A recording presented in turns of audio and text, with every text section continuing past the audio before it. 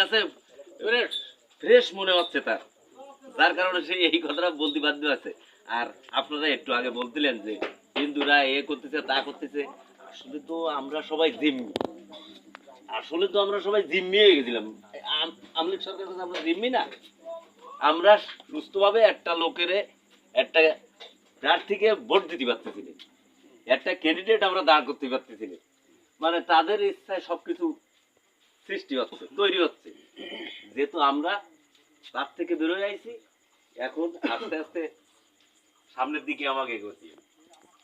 হয় যাক ইসলামী আন্দোলন করেন কেন একটু আপনার অনুভূতিটা একটু বলেন।